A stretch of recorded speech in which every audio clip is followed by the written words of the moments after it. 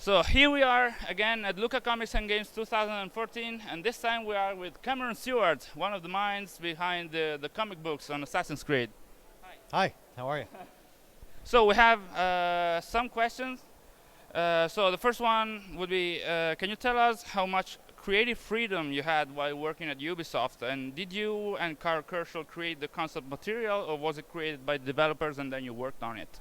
They actually gave us a lot of creative freedom. It was surprising how much creative freedom they gave us. We went into the project when we were approached with it and they offered us the job. We went into it kind of dreading that it was going to be something where every little bit of it would be managed, but they actually were really open. They initially they wanted a comic about Ezio Auditore, and we actually told them that we didn't really want to do that, and we thought it would be far more interesting if we did a new assassin in a new time period, and so they were very receptive to that idea, and so we pitched them on the idea of doing the Russian Revolution, and they were really happy with what we had to go in and do, like weekly meetings with them to sort of tell them where our story was and how they could fit it with theirs. And there were certain things that we did in our story that they didn't want us to do because it wouldn't fit with what they had planned for, like Assassin's Creed 5 or whatever.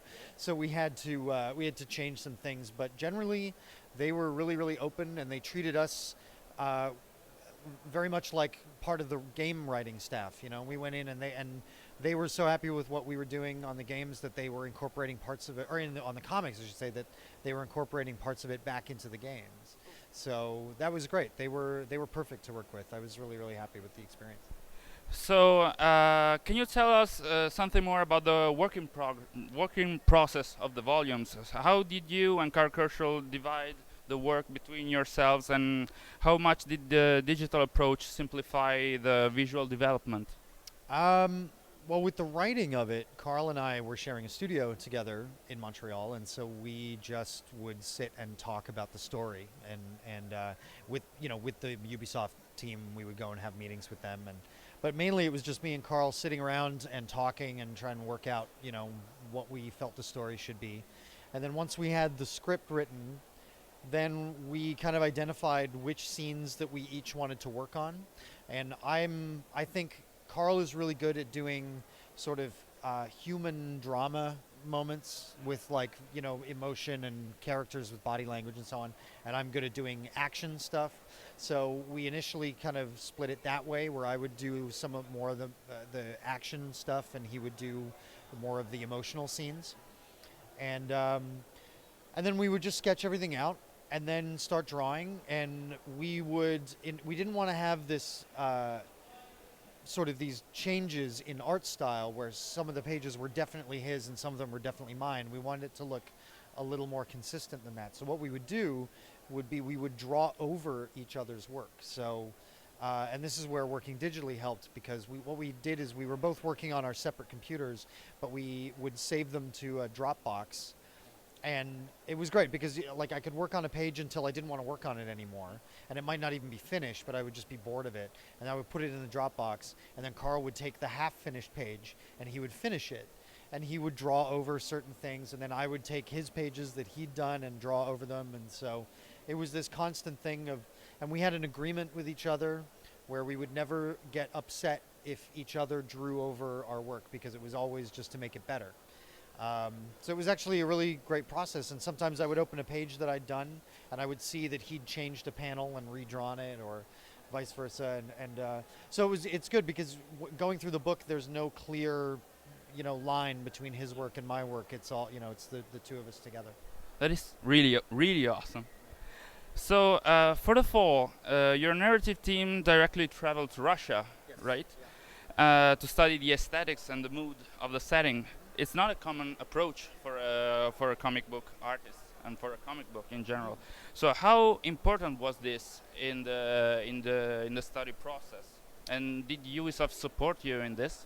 Yes, we asked them on the first book. We said, "Can we travel somewhere to because they do it for the games. They send people on the games to Italy or to the Middle East or wherever to be accurate." And we figured that if we were going to do the comic, we wanted to hold ourselves to the same standards, and we wanted to make a comic that would be recognizable to Russian readers, because Assassin's Creed is actually very popular in Russia, and we knew that it would be seen there, and we thought if we're going to do a comic that's set in Russia, we wanted it to be something that Russian readers would look at and recognize as their city, or in St. Petersburg, and recognize it as their city, and not, not have it be obviously fake. So it was really valuable. We were only there for a few days. We went for 5 days, and all we did was just drew and painted and sketched and just took hundreds of photographs and just as many things as we could to make it feel authentic. And a lot of it isn't even necessarily photos and drawings. It's just being there and experiencing it and having a greater sense of what it feels like to be there. So it was invaluable, and I think that it's a shame that it doesn't happen more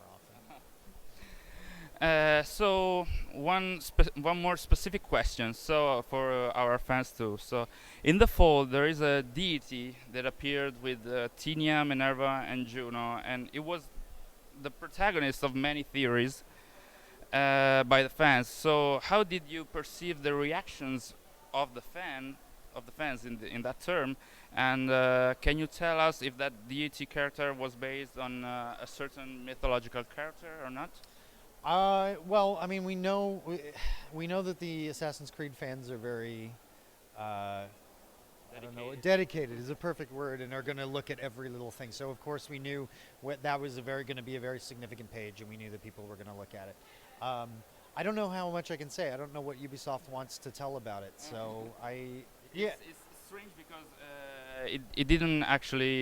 it wasn't actually referenced so much in the next installments. Right, but I don't. So, but they have but plans. you I mean, can- they have yeah. plans for far more than what Yeah. you've seen, and I don't know if I should say what Yeah. it is. I'll get in trouble. So, Okay. yeah, I mean, there was a specific design Okay, for it, there is a- and it was Carl that designed it. Yes. Carl handled that page, but it has purpose. Yeah. Yeah, Okay. but I don't know if I can say what it is. It's okay, thank you. Speaking about characters and character design, what are the main elements that you take into account in the aesthetic design of a character in Assassin's Creed? And which material do you base your work on?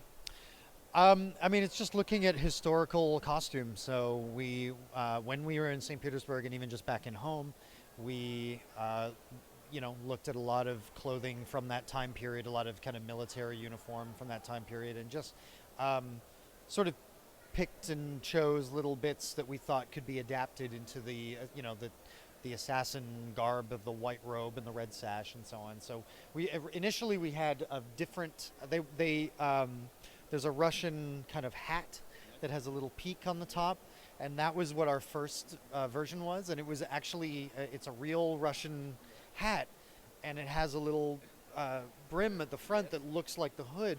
And we thought that would be perfect, and actually Ubisoft didn't want us to do that. They thought that it looked a little silly, so they made us keep the more typical hood. But everything, the fur trim and the type of knives that he has and the fur around the wrists is all stuff that we just took from Russian clothing of that time. Yeah, so that's really where it comes from. It's just using history to your advantage and, stealing the best stuff and putting it together. Yeah. Of course.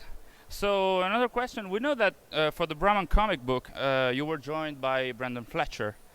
So did he give you some indication also for the appearance of the characters, or did you and Carl have complete freedom on the character design? Brendan was I handled in that book. I just did the present day scenes. I didn't do any of the historical stuff. I only did the modern day scenes, and Brendan was actually really great. What he did was he compiled a folder of photos of Indian actors from like Bollywood movies that he thought were best represented the characters. And so I didn't draw them exactly like the actors because I don't like that, but it was really good to just have a visual sort of inspiration for like how to design the characters and use those types of people. Yeah. Going back to the whole franchise, do you think that Assassin's Creed is a franchise or universe that fits well with the transposition in a comic book? Sure, absolutely, yeah. I mean, I can't say no. I've done three of them, so yeah, I think it is. I mean, the great thing about Assassin's Creed is that, as I say, I mean, initially they wanted us to do a comic about Ezio, and we were like, you have an entire world, you have the entire breadth of human history to draw from. So there's an infinite number of stories you can tell in in so many different time periods. So it's almost like the video games are too small to hold everything. So it's actually kind of interesting that they're doing with comics and film and animation and trying to because there's so many different stories to tell. So yeah, I think comics is a great way to do it. And last question. We know that you are here in Lucca to promote your work, your new work published by Bao Publishing. It's called Sin Titolo. Would you like to tell our fans something about it? Yeah, it's a graphic novel that I did. I originally did it as a web comic, just because I wanted to do a story that was entirely mine, where I did absolutely everything on my own. I wrote it, I drew it, I colored it, I lettered it, and the only way for me to do that was to put it out as a web comic. So I did that first, and I won an Eisner Award for it, and a Schuster Award, and I was nominated for a bunch of other awards. And so the book now is the collected edition. It's kind of a cross between a David Lynch film and a Haruki Murakami novel. It's kind of a sort of a mystery thriller that has some supernatural horror elements in it, and also some autobiography as well. It's difficult to kind of describe. It's an unusual book, but I'm very happy with it. It's something that's very, very personal to me, and everyone should buy it. You should. So, thank you for joining us. Thank you for your time. You're welcome. And we'll see you guys in the next videos. Bye.